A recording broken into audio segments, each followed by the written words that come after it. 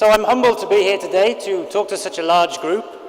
Normally I speak to like 15 or 20 farmers, so no pressure. There looks like 1,000 people here. So I'm just going to give you a flavor today of the relevance of biosecurity. I think everybody in the room understands biosecurity. I've been coming here twice a year, working with our partners here, Zoetis, and very encouraged as I go from farm to farm about the levels of biosecurity. Thank you. Sorry, short people. And what we have to really try and understand is the question that I was asked is what is the relevance of biosecurity? And are there more diseases, or is it just that we have iPhones, Twitter, Facebook, and more people understand that there are more diseases in the world? But also we need to think very closely about resistance of disease, resistance of pathogens. And one of the eminent doctors will speak later about emerging diseases.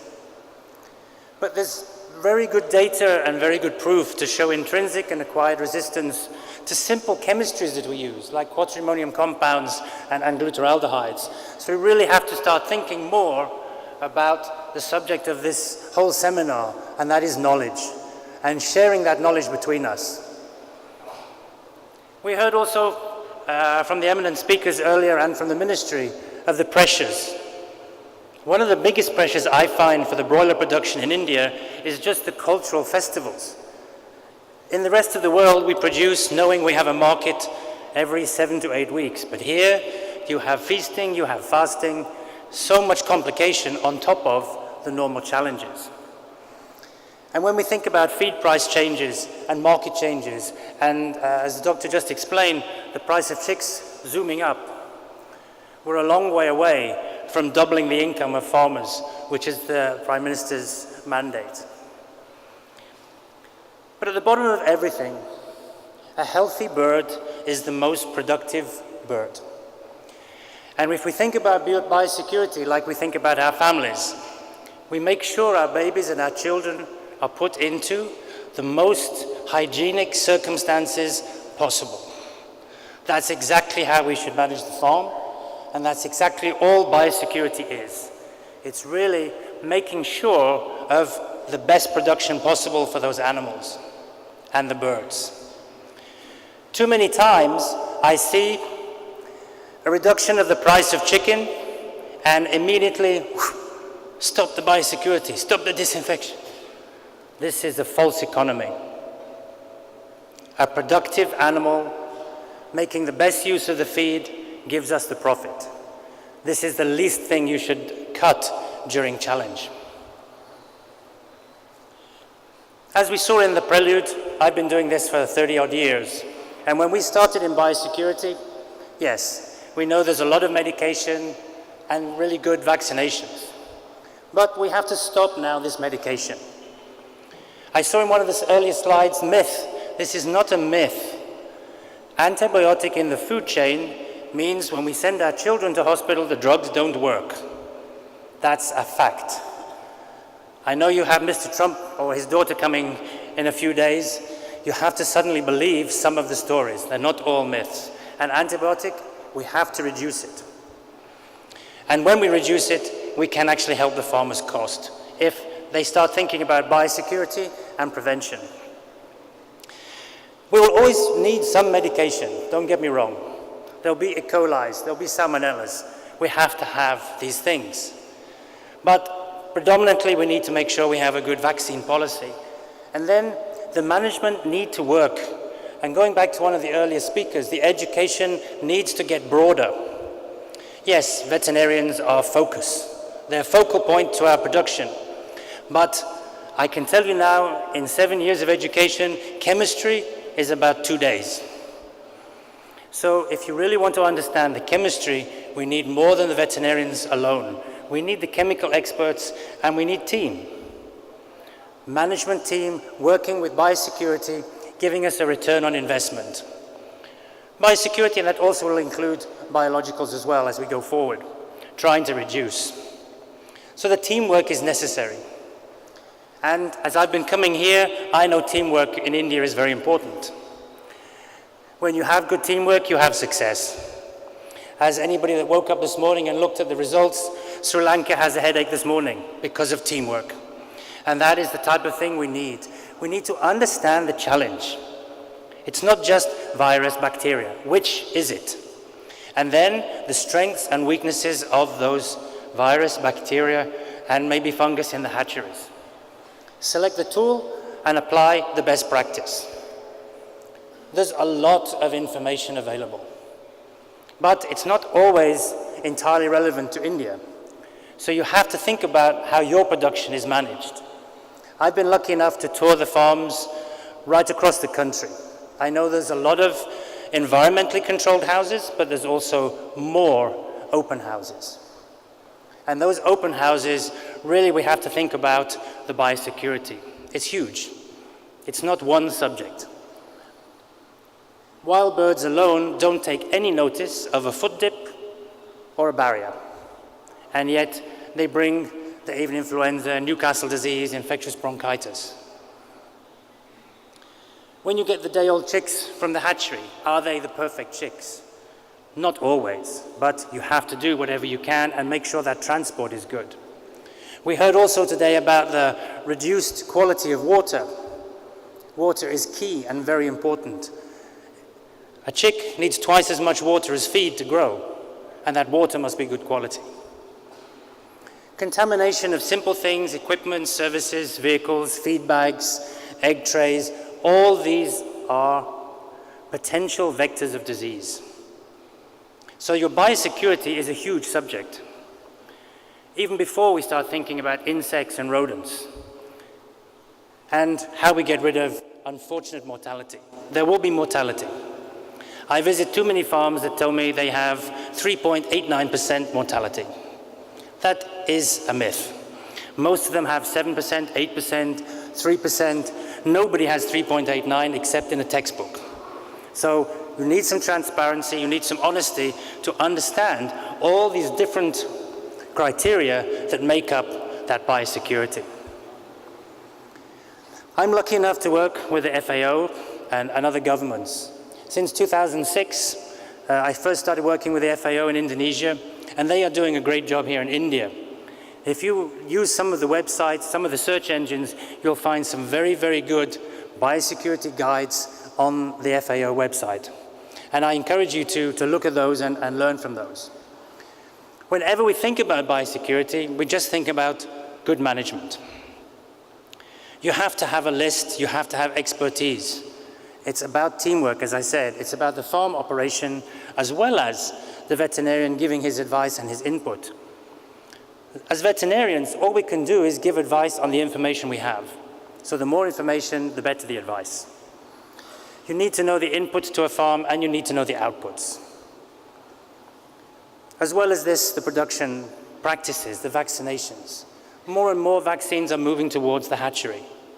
This is good from a biosecurity point of view, having less people moving around the farms. But it's still early days here in India for those type of events. Recording and auditing and understanding the value. I'm a third-generation farmer. So my grandfather, he only spent money when the bird was sick. Medication, I understand that. And then he would leave the building open 20 days between one crop and the next crop. All that did was make the bacteria grow. He didn't know that at that time, I didn't know that at that time. So we have to learn and we have to understand the different things that are happening, and each farm, whether it's the very illustrious Saguna farms or whether it's the smallest farm, they have the same production. They have the same strengths and weaknesses in that production. And feed mills must take responsibility. We pay 70% of our input costs to feed companies. So they must make sure when they deliver the product, that vehicle is disinfected. The driver is following biosecurity. As farmers amongst the group here, put that pressure back on the feed company. You pay a very high amount at the end of each month for the feed. Make them take responsibility for those drivers and those vehicles. It can't all be down to the farm alone. And keep out. The simplest cost, maybe 30, 40 rupees, a sign at the gate.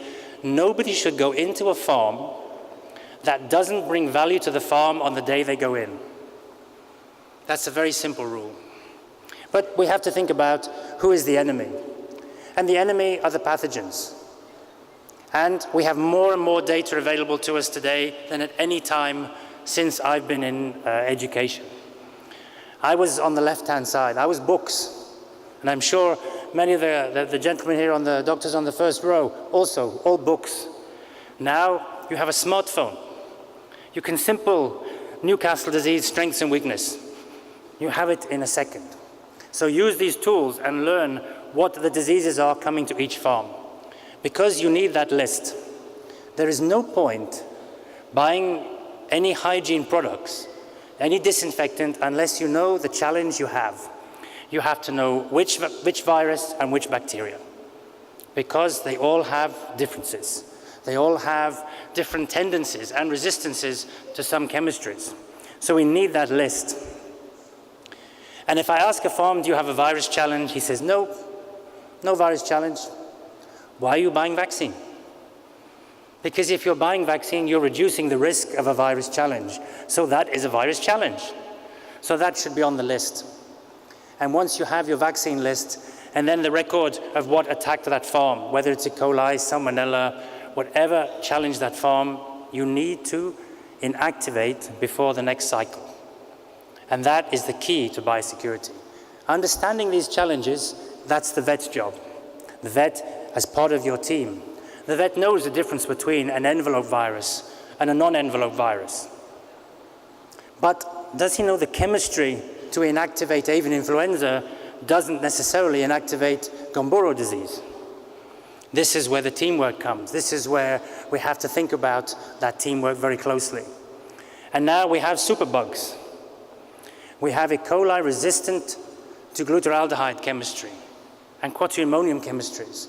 So it's really important we understand what the challenges are. And this presentation you can take later. I saw a couple of guys taking a photo, but you can take the presentation later, no problem with that.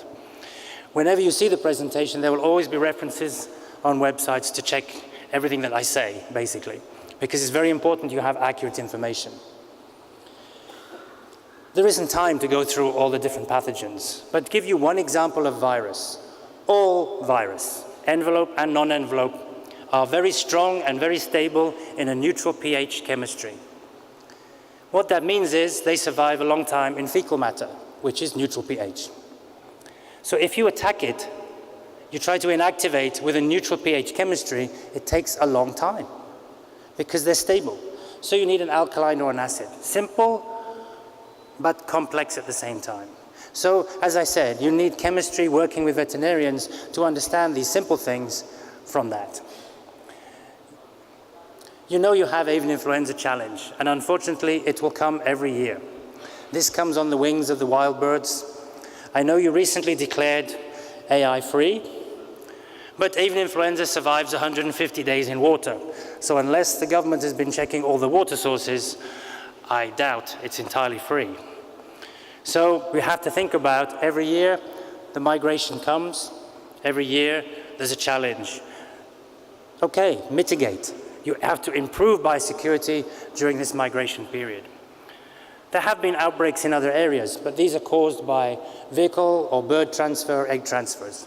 Again, you have to think about this, and you know when these times are happening. So when we think about the biosecurity, we have lots of support. Genetics, vaccine, medication, housing and management, none of them will inactivate the challenge. They are all treatments or reducing risk. The only thing that breaks the cycle of a pathogen is inactivation during cleaning and disinfection. It's as simple as that. If you don't clean and then disinfect, you will not stop the challenge from one cycle to the next cycle. That is the essence of the hygiene part of biosecurity. And that can be in barriers, end of the cycle, or you can use biosecurity during the crop, especially if you have multi-age sites and open housing. Selecting the tools, selecting the right disinfectant is a balance. And this balance is not easy. The first thing we always think about is price. And price is important. But first, pathogen. Which type of chemistry will inactivate the challenge on your farm? So which virus were you attacked by? Which virus are you vaccinating against? You need data from that disinfectant. It inactivates that pathogen. Data should be available. Then think about the season and the temperature. Here is hot, very hot, and extremely hot. You get a little bit of cold in the north.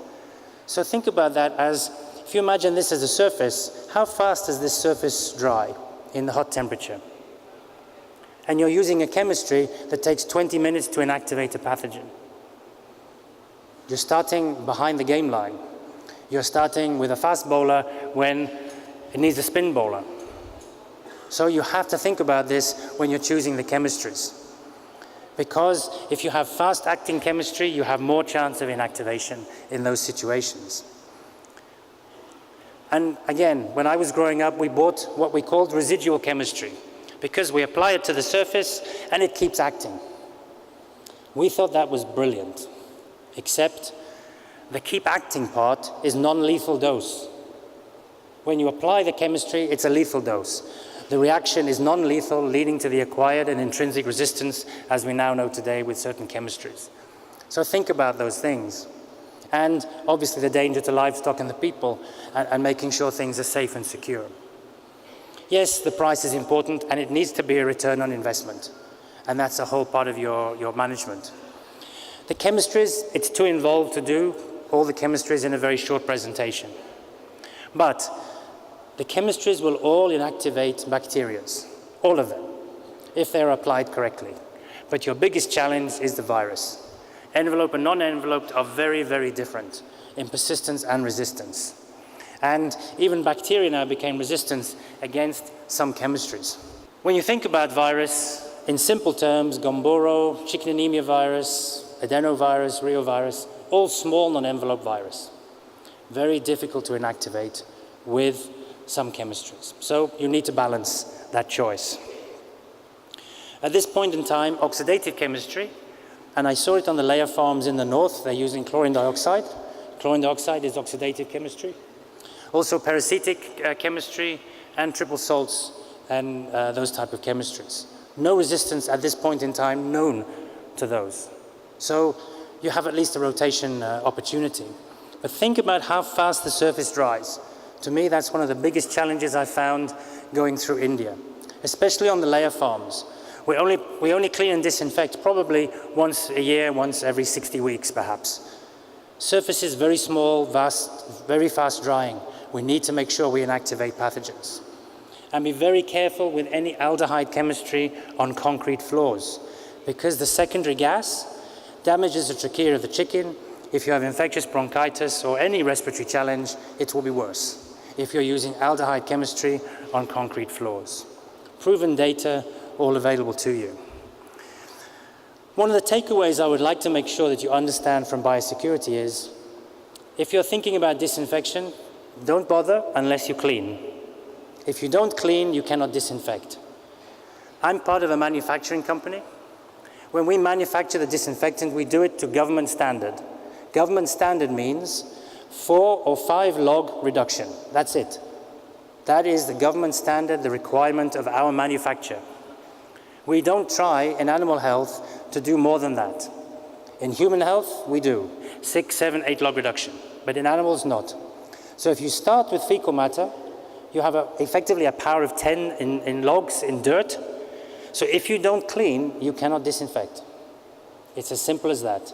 And water alone will not clean a house. Water doesn't have the capability to break the surface tension of dirt. So you really have to think about clean before you disinfect. You can check, you can do swabs, you can do all sorts of things as auditing and those type of precautions. But if you don't clean, you cannot disinfect. And the best way to check your hygiene practice, you see it in all the breeding books.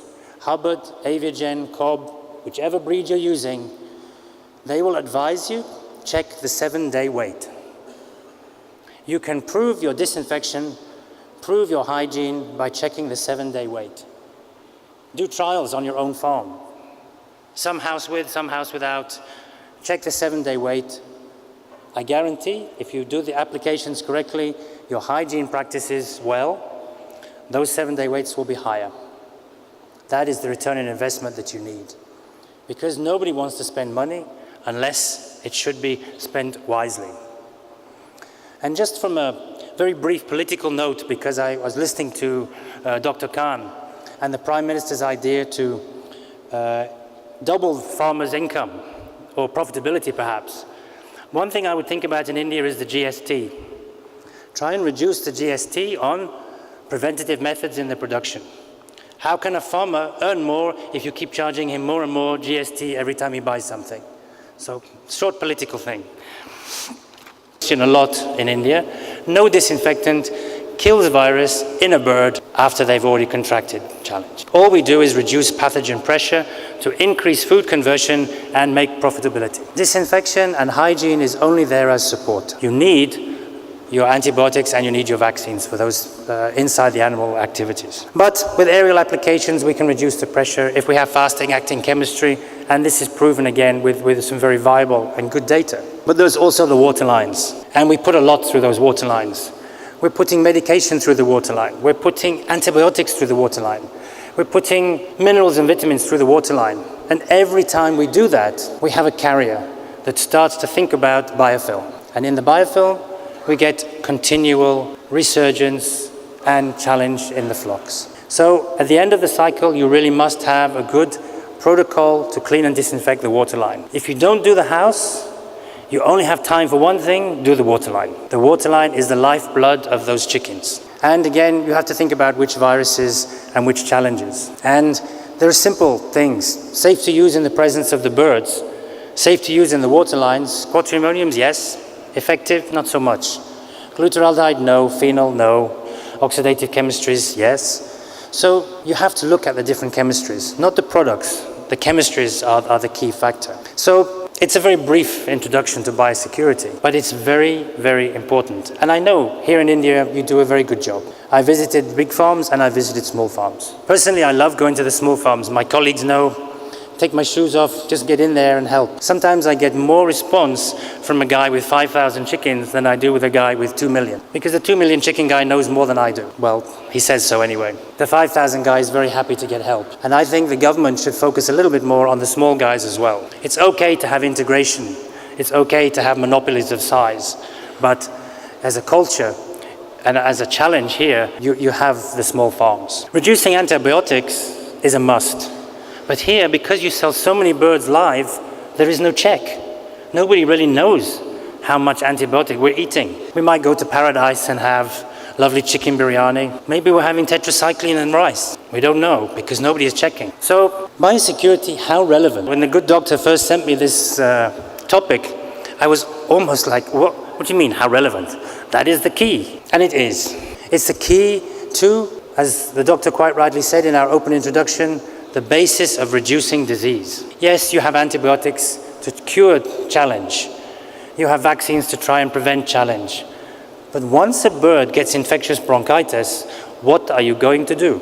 You can't suddenly give a bird vaccine now. Antibiotics don't work. So all you have left is some biosecurity, some disinfection during the cycle to reduce the pathogen, and then you must inactivate in that house that challenge before the birds come again. The threats to the industry are big enough, but to the birds themselves, we have big challenge. Because we have mutation, we have acquired resistance, we have intrinsic resistance, and we need to work together on these challenges. And it's not just antibiotics, chemistries as well, with this resistance challenges. If we are able to control those challenges, you will have profitable poultry production, which is essentially what the government wants, what the big farmers want, what the small farmers want. And you really need to think about working together, because you can't work separately. You have to think of biosecurity with veterinarians, with vaccines, with some medication, with education. And I applaud the gentleman earlier, the doctor was suggesting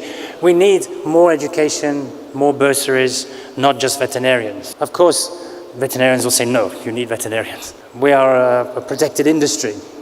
But we need chemists, and we need people that understand how to read data and look at the strength and the weakness. I was doing a summary for a farm in Canada, totally abstract from India, but it's now in their summer. They had adenovirus challenge and a reovirus challenge in the farm. So when I did more research, because I'm trying to help, I didn't know before that reovirus lasts 70 days in water as well. So we have avian influenza, which we have here, 150 days survival in water, and now I know another virus that survives 70 days in water. So the water line is very, very important, and you need to take consideration for that. But again, work as a team. That's what Indians know how to do best. As I said, Sri Lanka woke up this morning with a headache. 189 for 3 yesterday, finished, but we still have a day to go. But working as a team, farmers, veterinarians, chemical suppliers like Zoetis, my colleagues here in the country, and service providers. You need to do that. You need to think biosecurity is the key and understand that. Thank you for your attention.